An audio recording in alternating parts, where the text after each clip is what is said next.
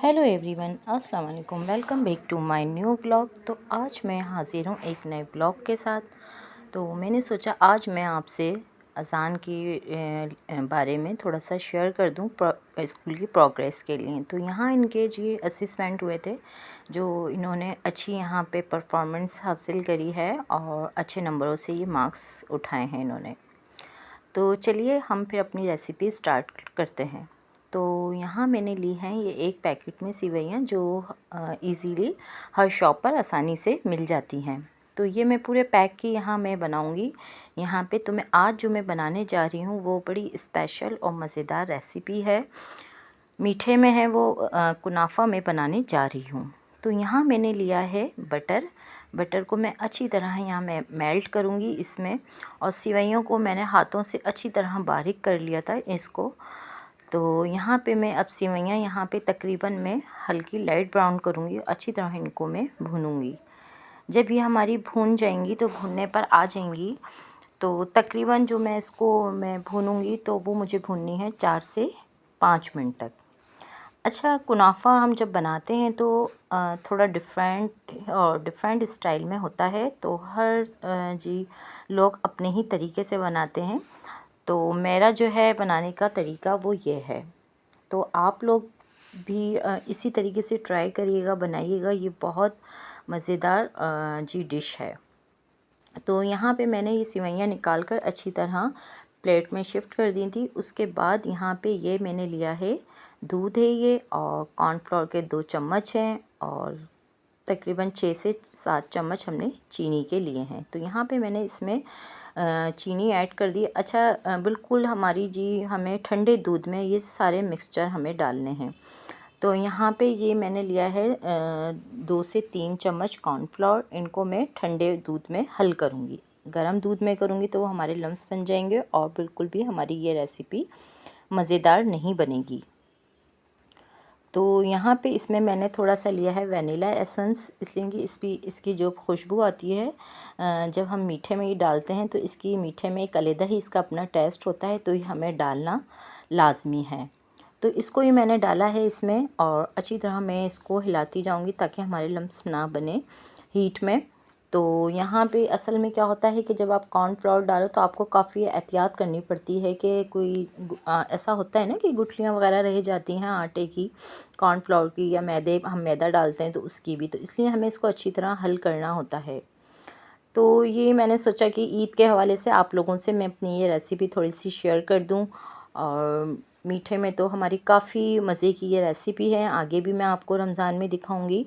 और तो यहाँ पे मैं पहले स्टेप में डालूँगी सिवैयाँ। तो यहाँ मैं जी पहले स्टेप में मैंने सिवैयाँ डाली हैं। इसको मैं चम्मच की उससे मैं इसको बिल्कुल जी इसको इस तरीके से प्रेस करती जाऊंगी कि कहीं से हमारी सिवैयाँ आगे पीछे और ऊपर नीचे ना हों। तो यहाँ मैं इसको इस तरीके से लाइट बिल्कुल प्रेस करती रहूँगी। तो जब ये बिल्कुल इस तरीके से बिल्कुल प्लेन देखें हो जाएगी, तो फिर हमने जो यहाँ पे ये बनाया था हमें इसको यहाँ पे डालना है। ये देखें, जो हमने मिक्सचर बनाया था इसको हमें इस तरीके से यहाँ इसमें डालना है। बिल्कुल अच्छी तरह इसकी बिल्कुल परफेक्ट लेयर लगानी है, कहीं से भी हमारा ये मिक्सचर ना रह जाए। उसके बाद मैंने ऊपर दूसरी इसमें लेयर लगाई थी। तो यहाँ पे भी इसको मैं बिल्कुल इस तरीके से प्रेस कर दूँगी कि जो ये हमारी जो मिक्सचर मैंने बनाया था तो ये बिल्कुल इसके बीच में ही इसमें बिल्कुल प्रेस रहे, कहीं से हमारा जब हम इसको कट करेंगे तो ऐसा ना हो कि हमारी सिवैयाँ ही निकल कर आ रही हों और जो हमारा ये जो मिक्सचर बना था ये बिल्कुल ना रह जाए ना अधूरा ख़राब सा। तो यहाँ पे मैंने इसको इस तरीके से मैं इसको चम्मच की उससे मैं इसको बिल्कुल मैंने परफेक्ट इसको कर दिया था। अब मैं इसके बाद इसमें एक और लेयर लगाऊंगी। तो ये देखें हमारी ये 2 से 3 लेयर, आप चाहें तो 2 लेयर लगा सकते हैं, आप चाहें तो 3 भी लेयर लगा सकते हैं, इसमें कोई वो नहीं है। देखें, मैंने आपको पहले भी बताया कि कुनाफा के अपने अपने एक स्टाइल हैं। कुछ लोग विदाउट ओवन के बनाते हैं, तो मैंने भी यहाँ विदाउट ओवन के बनाया है। कुछ लोग ओवन में बेक करते हैं, तो मैंने यहाँ विदाउट ओवन के बनाया है और इसी तरीके से बनाया है। तो देखें यहाँ हमारा मज़ेदार ये बनकर बिल्कुल रेडी हुआ है। और अच्छा, आपके ऊपर डिपेंड करता है कि आप पिस्ते डालें या बादाम डालें। या खोपरे का बुरादा डालें। तो यहाँ पे मैंने बादाम को बिल्कुल पिस्ते को मैंने यहाँ पे बिल्कुल बारीक बारीक क्रश कर लिया था और साथ में मैंने ये खोपरे का बुरादा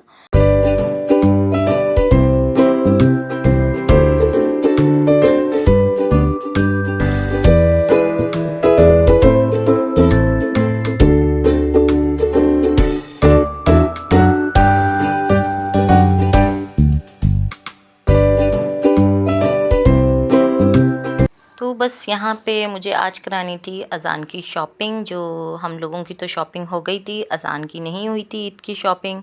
तो पहले मैंने अपनी कंप्लीट करी थी, उसके बाद मैंने और हस्बैंड ने अपनी कंप्लीट करी थी, उसके बाद फिर मैंने दोनों बेटियों की शॉपिंग कंप्लीट कराई। तो अब रह गई थी अज़ान की शॉपिंग। उसकी वजह ये थी कि इनके असेसमेंट चल रहे थे, मंथली टेस्ट चल रहे थे, तो इस वजह से मैं उनकी शॉपिंग करा नहीं सकी थी। तो मैंने सोचा कि जब इनके एग्ज़ाम भी ख़त्म हो जाएंगे तो कुछ इस तरीके से था कि जब से मैंने ब्लॉग स्टार्ट करा है तो मेरे पास तो बिल्कुल भी टाइम नहीं होता है, घर के भी काम होते हैं, सारे काम होते हैं, और आपको जैसे पता ही है रमज़ानों में कितनी मसरूफियात होती हैं, बिल्कुल भी टाइम नहीं मिलता है। और बस वीडियो भी बना लेती हूँ, लेकिन जब अपलोड करनी होती है तो बस थोड़ा सा वो होता है, टाइम नहीं मिल पाता। तो खैर बहरहाल, तो यहाँ पे मुझे अज़ान की शॉपिंग करानी थी। तो यहाँ पे मैं डाइनर्स पर आई थी, तो यहाँ पे मुझे बस बच्चों के आइटम बहुत अच्छे लग रहे थे। तो लेकिन बहरहाल मुझे तो अज़ान के कपड़े लेने थे। तो यहाँ पे मुझे अज़ान की पैंट पसंद आई थी, जो कि मैंने यहाँ पे उसकी पैंट ली, और पैंट पे बहुत अच्छा डिस्काउंट भी था। लेकिन इनका तो डिस्काउंट भी बहुत कॉस्टली होता है, लेकिन पैंटें बहुत अच्छी थी, तो मैंने उसकी पैंटें यहीं से ही परचेज़ करी हैं। तो यहाँ पे मुझे अपने लिए भी सूट परचेज़ करने थे। बस जब आप मार्केट आओ तो आपको यही लगता है कि ये भी ले लो, वो भी ले लो।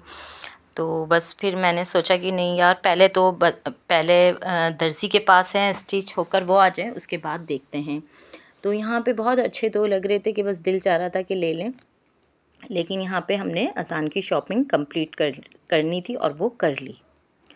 तो यहाँ पे बस ये हमने पैंट ली थी, उसके बाद बस बिल पेमेंट की बारी थी। तो उसके बाद हमने फिर जाना था अज़ान की और दूसरी जगह। हमने कहा दूसरी जगह से और देख लें इनकी शर्टें और पैंट। अच्छा, ये होता है ना कि एक ही दुकान से नहीं होती है, ऐसा लगता है कि भाई आप दूसरी दुकान से देख लेंगे, थोड़ी और अच्छी वैरायटी है। तो यहाँ हम आ गए थे। यहाँ हमें इसकी पहले मैंने यहाँ से अपनी बेटी का सूट लिया था। तो यहाँ पे मुझे इनके बहुत अच्छे यहाँ पे मुझे इनके सूट डिज़ाइनर के पसंद आए थे। तो यहाँ पे बहुत अच्छा इनका स्टॉक होता है, सारी चीज़ें बहुत अच्छी होती हैं, और न्यू जो डिज़ाइन होते हैं सारे इनके ना यहाँ पे। तो आप मेरे चैनल को अगर न्यू हैं तो सब्सक्राइब करिएगा, लाइक करिएगा, शेयर करिएगा, और कमेंट ज़रूर करिएगा। कमेंट्स करना मत भूलिएगा। बेल आइकन बटन दबाकर प्रेस करिएगा ताकि आने वाली नोटिफिकेशन के साथ आप लोगों तक एक नई मज़ेदार वीडियो आप लोगों तक पहुंच सके। तो बस यही था कि बस ईद आती है तो ईद में एक बहुत अच्छा लग रहा था है कि शॉपिंग कर रहे होते हैं। तो यहीं अपना ख्याल रखिएगा। ओके, अल्लाह हाफ़िज़।